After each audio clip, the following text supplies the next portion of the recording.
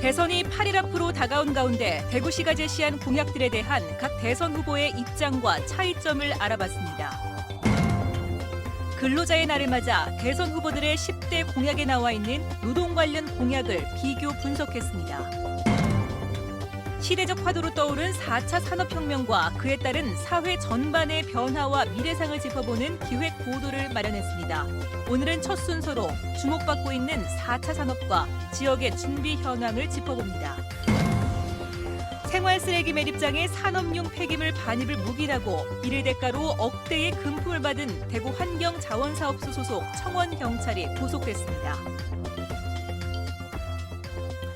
시청자 여러분 안녕하십니까? 대구 경북 소식 전해드립니다. 대통령 선거가 이제 8일 앞으로 다가왔습니다. 대구시는 새로운 먹거리, 대구의 미래상을 짐작할 수 있는 12개의 공약을 대선 후보들에게 채택해 줄 것을 제시했습니다. 대구문화방송은 이번 한 주 동안 대구시가 제시한 공약에 각 후보들의 입장을 집중 보도해드리겠습니다.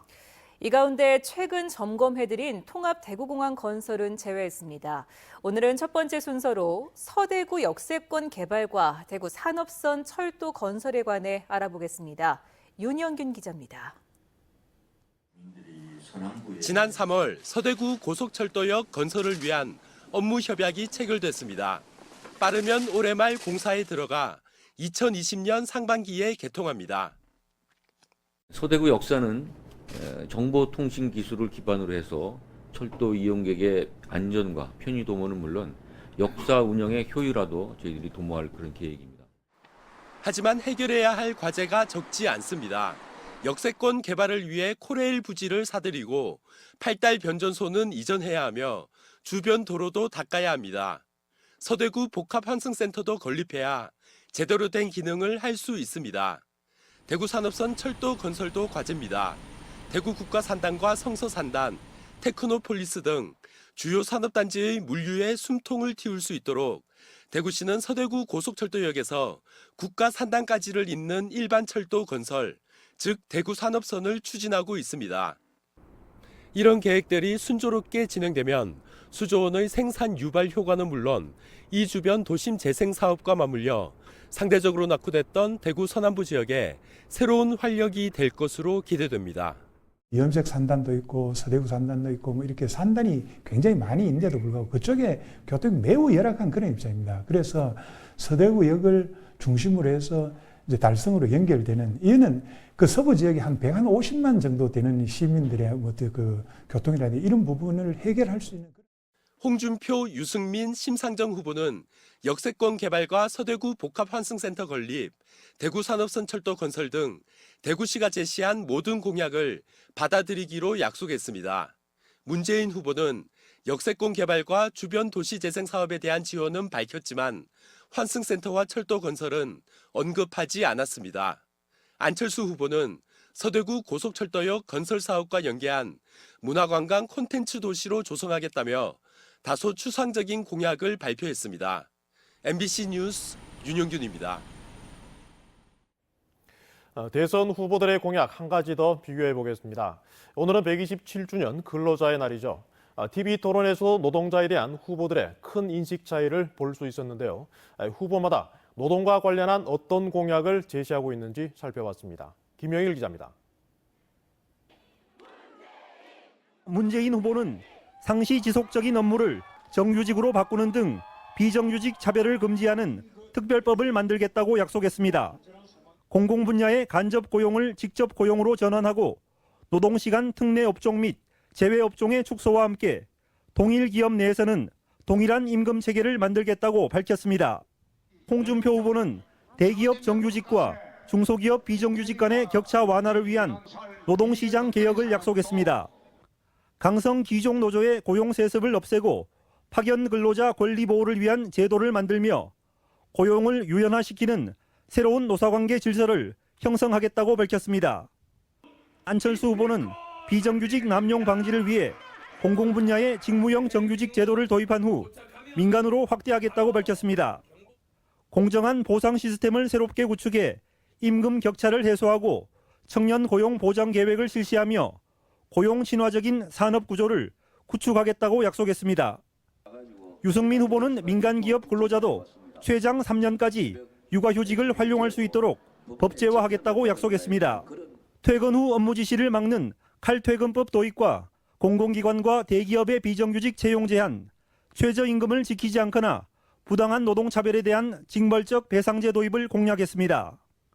심상정 후보는 기간제와 파견제, 사내 하청 등 모든 비정규직의 채용 금지와 상시 지속적인 업무에 정규직 고용을 약속했습니다. 노동자들의 고용 안정을 위해 저성과자에 대한 해고 지침을 없애고 비자발적인 해고를 금지하며 저임금을 강요하는 노동 착취에 대해 엄중 처벌하겠다고 약속했습니다. 5명의 후보자 모두 비정규직 문제에 대해 각자의 해법을 내놓고 있어 대선 이후 노동계에 어떤 변화를 가져올지 기대가 커지고 있습니다. MBC 뉴스 김향일입니다. 더불어민주당 추미애 대표는 오늘 대구에서 김부겸, 이해찬, 김진표, 김상곤 공동선대위원장 등이 참가한 가운데 국민주권 선거대책회의를 열고 대구시와 경상북도를 지속 가능한 품격 높은 혁신 도시와 신재생에너지 공급 거점으로 육성하겠다고 밝혔습니다. 추 대표는 또 대구와 경북에 문재인 대선 후보에 대한 흑색 선전이 많다면서 됨됨이와 자질, 실력으로 판단해 누구에게 나라 위기 극복 채무를 맡길지 선택해달라고 호소했습니다. 대구시는 오늘 대구체육관에서 권영진 대구시장을 비롯해 한국노총, 대구경영자총협회, 대구고용노동청 등 2천여 명의 지역 근로자와 가족 등이 참가한 가운데 근로자의 날 기념 행사를 열었습니다. 또 지역 경제 발전과 생산성 향상에 힘써온 모범 근로자들을 표창했습니다. 민주노총 대구지역본부도 오늘 대구중앙로 대중교통 전용지구에서 조합원 3천여 명이 참가한 가운데 세계 노동절 대구대회를 열었습니다.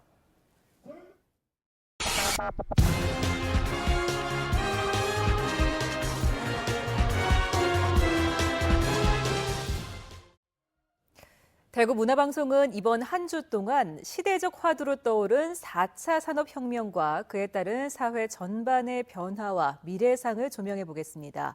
오늘은 그 첫 순서로 왜 4차 산업혁명이 주목받고 있는지, 우리 지역은 어떻게 준비하고 있는지 알아봅니다. 박재영 기자가 취재했습니다. 최근 전 세계를 뜨겁게 달구고 있는 이슈 가운데 하나가 4차 산업혁명입니다. 기술 혁신과 에너지 변화 등을 통해 사회 경제의 구조, 패러다임이 바뀌는 것을 산업혁명이라고 부릅니다. 지금까지 산업혁명은 모두 3차례 일어났습니다. 18세기 후반 화석연료, 석탄으로 작동되는 증기기관을 이용한 기계화 산업의 시작이 바로 최초의 산업혁명입니다. 전기에너지를 사용해 대량 생산에 물꼬를 트면서 산업의 분업화, 체계화를 이끈 시기가 바로 2차 산업혁명, 3차 산업혁명은 컴퓨터와 인터넷을 기반으로 한 지식, 정보화 사회를 이끈 최근까지의 시기를 말합니다. 4차 산업혁명은 제조업과 정보통신기술의 융복합, 가상과 현실의 결합, 인공지능, 로봇 기술, 생명과학 등이 주도하는 차세대 산업혁명을 의미합니다. 이렇게 인공지능 로봇을 우리 일상생활 속에서 자연스럽게 볼 수 있는 날도 머지않아 보입니다.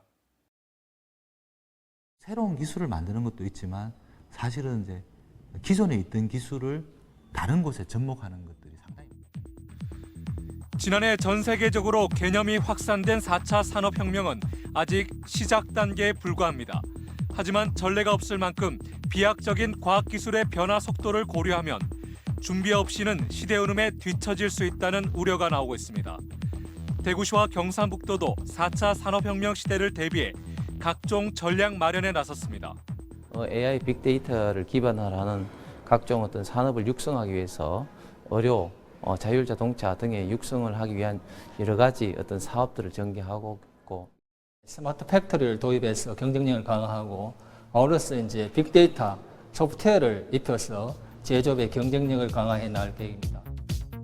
4차 산업혁명이 가져다줄 엄청난 변화에 얼마나 빨리 적응하고 대비하느냐에 따라 4차 산업혁명은 위기가 될 수도 기회가 될 수도 있습니다.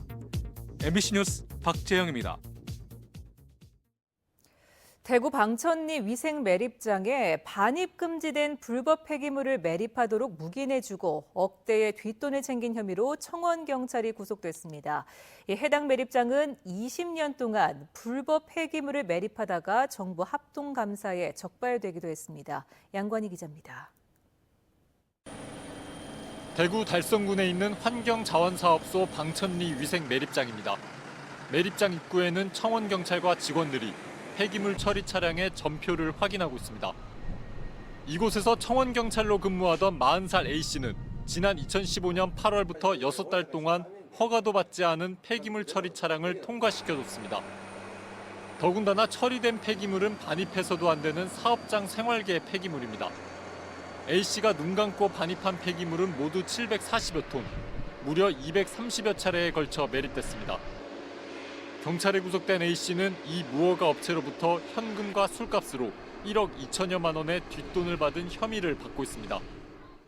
확인할 수 있는 사항이 버릴 수 있잖아요, 청원경찰이. 그러니까 임마가 미리 나는 허가도 없다. 그러고 내가 돈 좀 벌은 거였는데 여기 좀 써가 줄 테니까 묵인해주면 내가 돈 좀 주겠다. 그렇게 줘야 되는 사전에. 사업장 생활계 폐기물은 법대로 소각 처리하면 톤당 15만 원가량입니다. 방천리 위생 매립장에 매립하면 톤당 2만 3천 원이니까 무허가 업체는 6분의 1도 되지 않는 비용으로 처리한 셈입니다.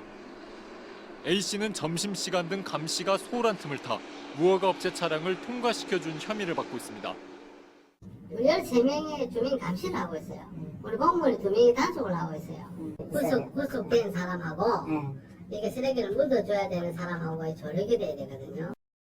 이 매립장은 지난 2015년 말 20년 넘게 사업장 폐기물을 매립하다 정부 합동감사에 적발되기도 했습니다. 경찰은 무허가 폐기물 처리업체 대표와 투자자 사이의 갈등에서 이 같은 사실을 밝혀내고 금품을 받은 관련자가 더 있는지 수사를 확대하고 있습니다. MBC 뉴스 양관입니다. 대구 성서경찰서는 편의점에 취업한 뒤 교통카드와 스마트폰 앱 기프트카드 등을 불법 충전해 사용한 혐의로 20살 A씨를 불구속 입건했습니다. A씨는 지난 3월부터 한 달 동안 대구 달서구와 서구 일대 편의점 4곳에 취업한 뒤 충전 단말기를 조작하는 수법으로 교통카드와 스마트폰 앱 기프트카드에 3,400여만 원을 불법 충전한 혐의를 받고 있습니다. 최근 혼자 사는 1인 가구가 빠르게 늘어나고 있습니다. 혼자 먹는다고 해서 혼밥, 혼술이라는 신조어가 만들어질 정도인데요. 관련 상품 매출도 급증하고 있습니다. 권윤수 기자입니다. 혼자 살고 있는 33살 직장인 황인준 씨. 일주일치 먹을 식재료를 사기 위해 대형마트를 찾았습니다. 전자레인지에 1분만 돌리면 된다는 생선구이 한 토막을 고르고 역시 몇 분만 조리하면 먹을 수 있는 1인용 국과 가볍게 끼니를 때울 수 있는 컵밥까지 장바구니에 담는 것 대부분이 간편식입니다. 기존의 대용량들은 이제 남으면 버려야 되고 이런 게 있다 보니까 요즘 채소도 간편식으로 좀 소용량으로 많이 나오거든요. 그래서 그런 것들을 많이 구매하고 있습니다. 최근 대형마트에서 반조리나 레토르트, 냉동식품 등 간편식품 매출이 눈에 띄게 늘고 있습니다. 간편하게 가정에서 한 끼를 해결할 수 있는 그런 간편 가정식 매출이 지금 신장하고 있습니다. 매년 2자릿수 신장하고 있습니다. 혼자 사는 직장인과 노인 가구 등을 중심으로 1인 가구가 늘고 있기 때문입니다. 동북지방통계청에 따르면 2015년 기준 대구의 1인 가구는 25.8%로 5년 전인 2010년보다 4.3%포인트 올랐고 경북은 30.4%로 5년 전보다 3.3%포인트 상승했습니다. 덩달아 삼각김밥이나 도시락, 컵라면 등의 판매에 주력하는 편의점 업계도 급성장세를 보이고 있습니다. 편의점 이용 고객들이 상당히 늘어나고 있습니다. 마찬가지로 대구 지역에도 편의점 객수가 많이 늘어나고 있는 상황입니다. 늘어난 1인 가구로 소비 패턴이 달라지고 이들을 겨냥한 제품과 관련 업계도 성장하고 있습니다. MBC 뉴스 권윤수입니다. 동북지방통계청이 발표한 2016년 대구 경북 인구이동 통계에 따르면 지난 한 해 대구에서 9,260명이 순 유출된 것으로 조사됐습니다. 대구 인구 순 유출 현상은 지난 1995년 이후 21년째 지속되고 있습니다. 순유출 인구 가운데 42.8%가 경북으로 이동했고 준출자 가운데 20대가 29.1%, 30대가 20.8%로 절반가량이 청년층인 것으로 조사됐습니다. 5월 첫 주에 황금 연휴 어떻게 보낼지 고민 많이 하실 텐데요. 우리 지역과 가까운 한 곳 소개해드리겠습니다. 상주 낙동강 경천섬에서는 수려한 경치와 함께 여러 가지 수상 레포츠도 즐길 수 있습니다. 보도에 엄지원 기자입니다. 낙동강 10경 중 제1이라는 상주 경천대, 산등성이를 따라 녹음이 짙어지고 있습니다. 드넓은 낙동강에서는 가족과 연인이 함께 물살을 가르고 나홀로족도 강바람에 몸을 맡깁니다. 각종 수상 레포츠를 즐길 수 있는 상주보와 낙담보 수상 레저센터가 2017년 운영을 개시했습니다. 주변 환경이 여기 너무 아늑하고 여기 장소가 이거 타는 것도 강바람도 시원하고 너무 좋은 것 같아요. 현장에서 안전 교육을 익힌 뒤 10여 종의 동력, 무동력 수상 레포츠를 즐길 수 있습니다. 경천섬 안쪽 전통 숙박단지인 객주촌도 위용을 드러냈습니다. 150여 명을 수용할 수 있는 객주촌은 현재 시범 운영 중이고 오는 6월부터 본운영에 들어갑니다. 국내외 담수 생물자원의 보고인 국립낙동강 생물자원관과 국내 유일의 자전거 박물관도 인근이고 경천섬 물놀이장도 운영을 앞두고 있습니다. 경천섬을 중심으로 체험과 전시, 숙박까지 관광 인프라가 갖춰지면서 낙동강 관광 벨트가 가시화되고 있습니다. MBC 뉴스 엄지연입니다. 오늘 오전 8시쯤 성주골프장 인근 주민들과 원불교, 교무, 신도 등은 초전면 소성리 마을회관 앞 도로에서 경찰버스가 성주골프장으로 들어가는 것을 막다가 5시간여 만인 오후 1시쯤 길을 열어줬습니다. 주민들은 평소보다 많은 30여 대 경찰버스가 사드 배치 지역인 성주골프장으로 들어가려 했고 미군이 경찰력을 동원해 어제 실패한 유조차 재진입을 시도할 것으로 판단했기 때문에 경찰 출입을 막았다고 밝혔습니다. 지난 금요일 영천에서 개막해 나흘 동안 펼쳐진 제55회 경북 도민체육대회가 오늘 폐막식과 함께 마무리됐습니다. 시부에서는 구미시가 9연패에 도전하는 포항을 저지하며 우승을 차지했고 군부에서는 울진군과 치열한 경쟁을 펼친 끝에 칠곡군이 6연패에 성공했습니다. 사격과 수영 등에서 29개의 대회 신기록과 1개의 대회 타이 기록이 나왔고 영천시가 준비한 응원단의 순회 응원전과 다양한 체험장을 통해 풍성한 볼거리도 함께한 가운데 다음 56회 대회는 상주에서 개최됩니다. 대구지방경찰청은 불법 스포츠 도박 사이트를 운영한 혐의로 38살 A씨 등 3명을 구속하고 36살 B씨 등 6명을 불구속 입건했습니다. 이들은 지난해 5월부터 5달 동안 베트남 호치민과 대구 동구 신암동에 사무실을 차려두고 불법 스포츠 도박 사이트를 만들어 600여 명의 회원으로부터 베팅 금액 18억여 원을 받아 3억 6천만 원을 챙긴 혐의를 받고 있습니다. 대구소방본부는 올해 75억여 원을 들여 펌프차 6대를 비롯해 탱크차 8대, 굴절차 1대, 화학차 넉 대 등 모두 27대의 노후 소방차를 교체하기로 했습니다.